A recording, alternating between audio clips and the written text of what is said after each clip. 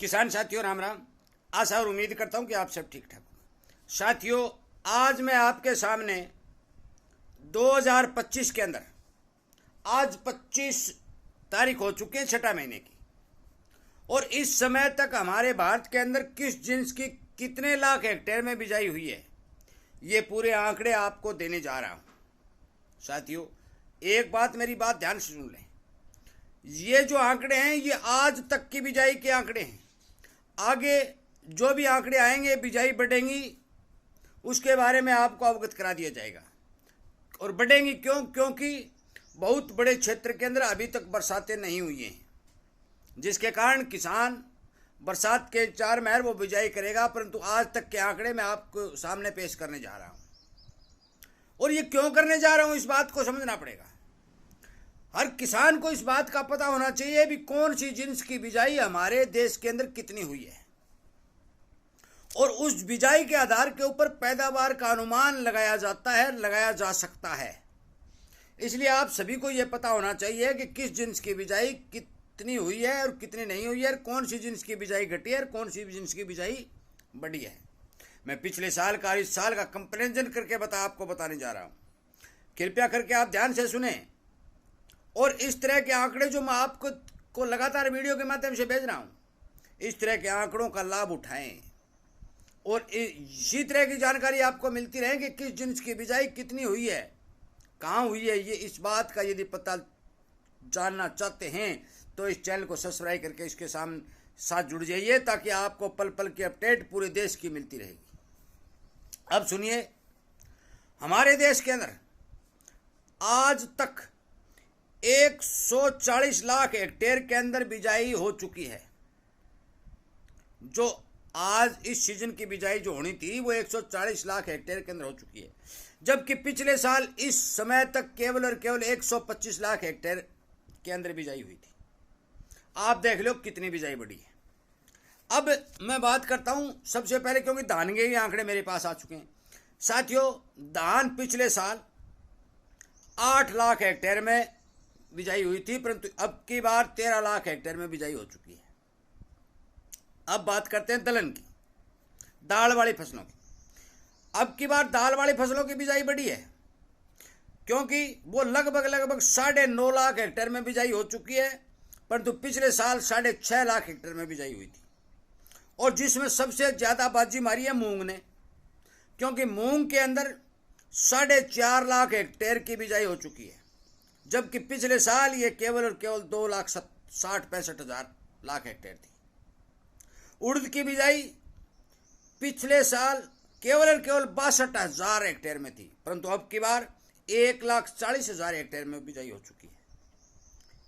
इसी तरह अरहर की बिजाई लगभग 2,48,000 हेक्टेयर में हो चुकी है। अन्य जो दलहन है, छोटे मोटे दाल वाली फसलों की बात कर रहा हूं, लगभग 1 लाख हेक्टेयर के लगभग बिजाई मेरे पास 97-98,000 हेक्टेयर के आए, तो लगभग 1 लाख हेक्टेयर बिजाई अन्य दाल वाली फसलों की हो चुकी है। अब बात करते हैं तेल वाली फसलों की। साथियों, तेल वाली फसलों के अंदर मैं आपको बता देना चाहता हूं कि पिछले साल 5,50,000 हेक्टेयर में बिजाई हो चुकी थी, परंतु अब की बार केवल और केवल 5,30,000 हेक्टेयर में बिजाई हुई है। मतलब यह है कि तेल वाली फसलों की बिजाई घटी है। क्यों घटी है, यह भी मैं आपको रीजन बताता ही रहता हूं वीडियो के अंदर, क्योंकि तेल वाली फसलों के अंदर सोयाबीन और मूंगफली जैसे भाव कम होने की वजह से किसान ने मुंह मोड़ दिया।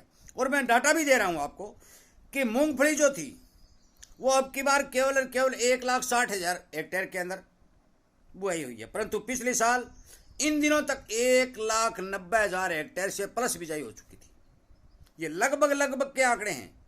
एक करेक्ट लगभग तो लगाना ही पड़ेगा, क्यों करेक्ट आंकड़े नहीं आ सकते।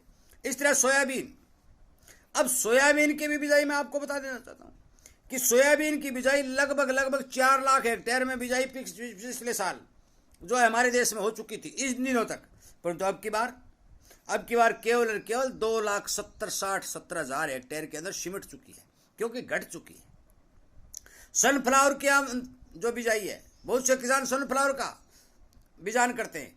27,000 हेक्टेयर के अंदर बिजाई पिछले साल हुई थी, परंतु अब की बार वो भी घटकर 26,000 हेक्टेयर के अंदर हो चुकी। और ये बात मैं वीडियो में कह भी चुका हूँ भी तेल वाली फसलों की बिजाई लगातार घट रही है और डिमांड बढ़ रही है। ये सरकार के हाथ पांव फूल जाएंगे यदि तेल वाली फसलों और दाल वाली फसलों का भाव किसान को नहीं दिया तो सरकार को घिस्सी करनी पड़ेगी। ये बात नोट कर लेना मेरी। एक एक आंकड़े और एक एक बारीकी से मैं पूरे देश का सर्वे करके किसानों से विशेषज्ञों से बात करके ये बात आपको बता रहा हूँ। यह कोई झूठी बात नहीं है और सबूत के साथ एक एक आंकड़ा आपको दे रहा हूँ। और इसीलिए कहता हूँ यदि सरकार समय पर जागी नहीं और दाल और तेल वाली फसलों के भाव किसान को नहीं दिए तो मान के चलो कि ये विदेशों से मंगाते रहना और खाते रहना। और विदेशों वाले आज तो इनको थोड़ा सस्ता दे रहे हैं, परंतु जब भी इनको पता चलेगा कि इसके देश के अंदर भारी कमी है तो इनका तेल निकाल देंगे, वो भी पूरा पैसा लेंगे और फिर रोते फिरेंगे कि हमारे देश के किसान को बचाओ और तेल और दलहन की बिजाई ज़्यादा कराओ। इसलिए साथियों ये बात मैं बार बार कह रहा हूँ भी आगे आने वाले समय में तेल और दाल की डिमांड जो है भरपूर मात्रा में बढ़ने जा रही है। अब हम मोटे अनाज की बात करें साथियों, मोटे अनाज के अंदर अब की बार 18 लाख हेक्टेयर में बिजाई हो चुकी है, परंतु पिछले साल केवल 14 लाख हेक्टेयर में बिजाई हुई थी।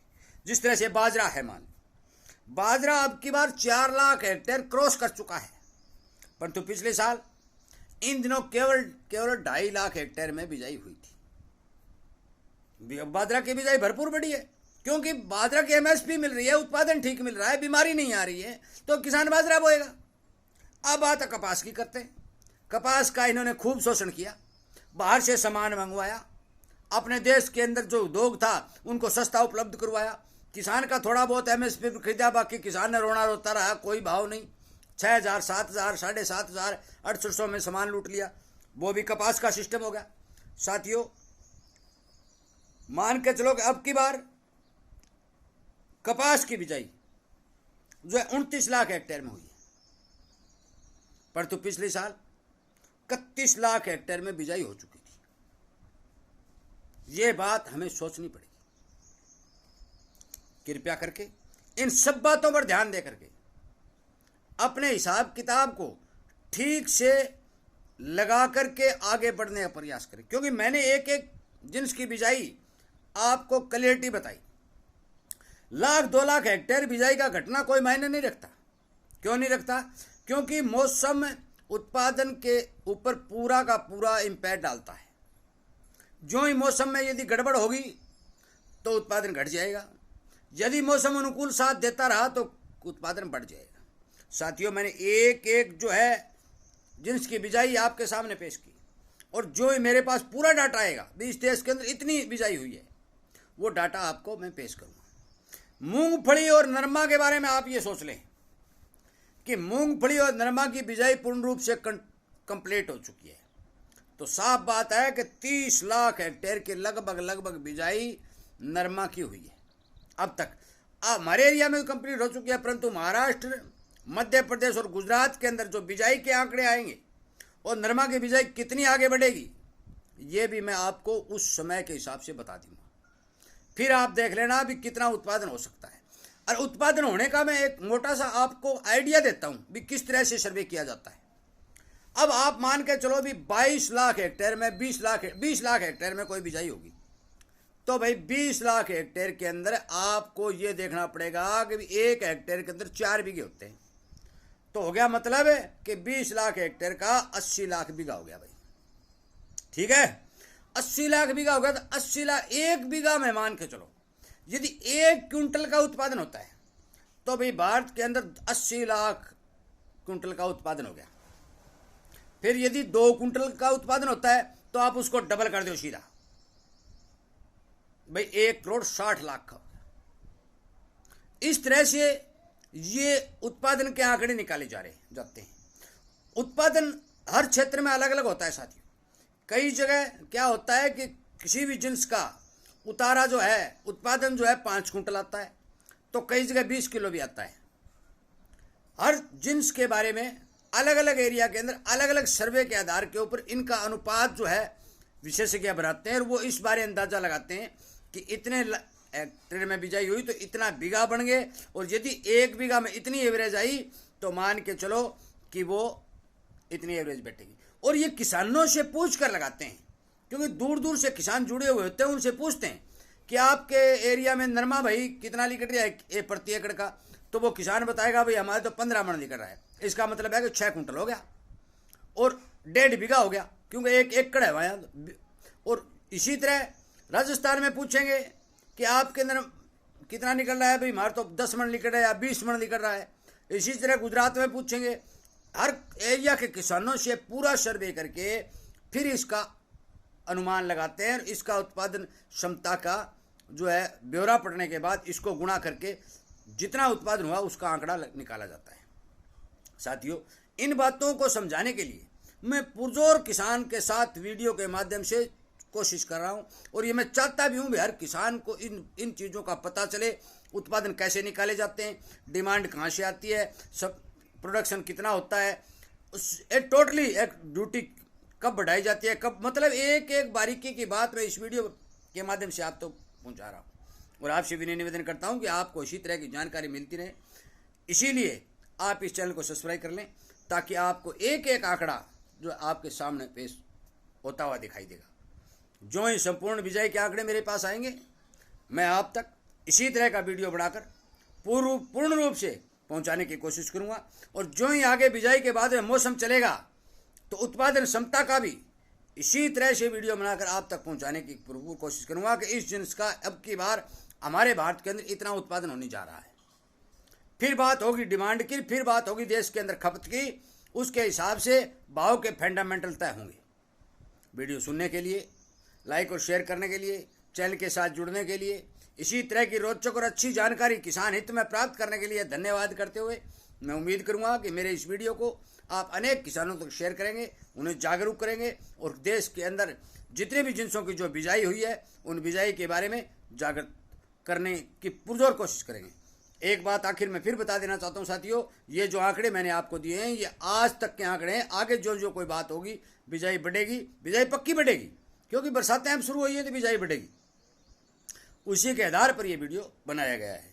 वीडियो सुनने और लाइक शेयर कर सबके लिए धन्यवाद करते हुए इस वीडियो को विराम देता हूँ। जय हिंद।